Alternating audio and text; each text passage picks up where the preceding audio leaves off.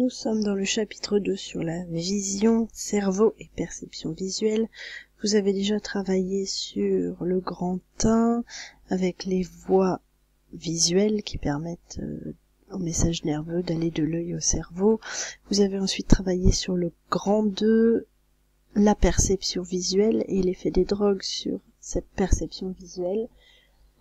Il nous reste maintenant à voir le grand 3, apprentissage et plasticité cérébrale. Donc l'idée dans cette partie était de comprendre comment notre cerveau nous permet d'apprendre et puis de découvrir le concept de la plasticité cérébrale. Vous avez vu cela dans l'activité 4 de votre TP3, activité que vous avez assez longuement travaillée en classe, que vous avez corrigée. Donc je ferai ici uniquement une correction rapide.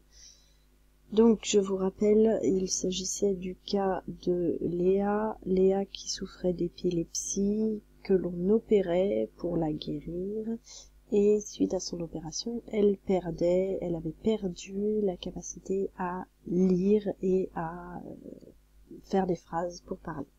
Alors vous aviez un document qui vous mettait en évidence la nécessité d'une collaboration entre les différentes aires du cerveau, les aires visuelles, les aires de la mémoire et puis des aires dédiées au langage. Donc cette collaboration nécessite une communication, donc la transmission du message nerveux entre les différentes aires, et l'hémisphère rotomi que Léa a subi a séparé une partie des hémisphères, et donc certaines connexions ont été rompues.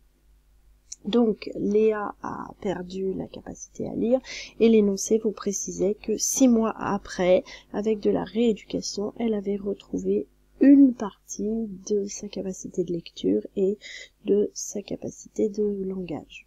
Petite partie. Alors vous aviez comme document des résultats du logiciel EduAnatomist.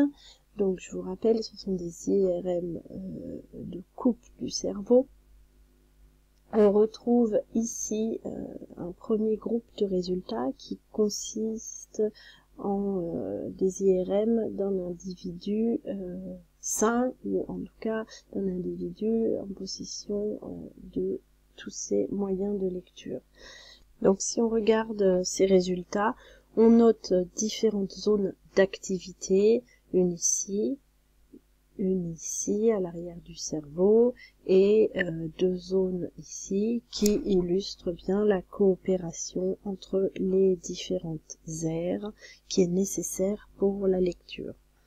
Si on s'intéresse maintenant aux résultats de Léa, 6 mois après sa rééducation, on peut constater plusieurs choses.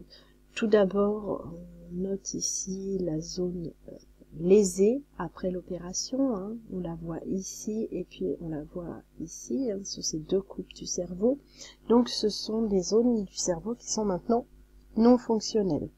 Premier constat, si je reviens au résultat d'avant, une personne qui est en possession de ces moyens de lecture active une zone ici qui est située en plein dans la zone lésée par l'opération, c'est-à-dire une zone du cerveau non fonctionnelle chez Léa. Cependant, on voit que de nouvelles zones ont été activées ici, ici et ici.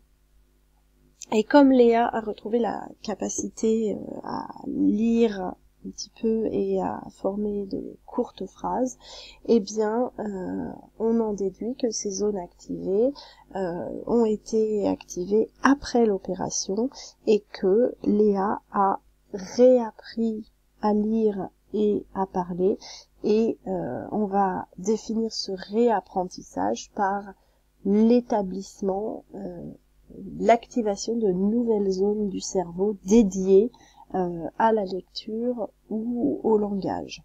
Et donc, ces nouvelles zones nécessitent de nouvelles voies de communication pour le message nerveux. Et c'était le dernier document qui vous permettait de comprendre comment ces nouvelles voies se mettaient en place, puisque l'on vous présentait une photographie de neurones et on vous indiquait que tous les points blancs correspondent à des milliers en fait de connexions nerveuses, et ce petit schéma interprétatif vous montrait qu'un neurone avant apprentissage établissait un faible niveau de connexion, et qu'après un apprentissage, eh bien le niveau de connexion devenait de plus en plus important, et que la transmission du message nerveux se faisait mieux. Un document que vous n'avez pas eu en classe, mais qui illustre bien le concept d'apprentissage et de plasticité cérébrale. Voici le réseau neuronal d'un nouveau-né. Voici le même réseau 3 mois après la naissance et à l'âge de 2 ans. Donc on comprend bien l'évolution, la multiplication des connexions nerveuses qui permettent l'apprentissage du cerveau. Donc, quelques éléments de définition. Vous avez vu la plasticité cérébrale, la capacité du cerveau à remodeler les connexions entre ces neurones par formation ou disparition de synapses. Et c'est cette plasticité cérébrale qui est à la base du processus à la fois de mémoire et d'apprentissage. Et donc elle intervient également dans le cas d'incidents qui ont amené des lésions cérébrales, et dans ce cas-là, la plasticité cérébrale permet l'aménagement de nouveaux réseaux.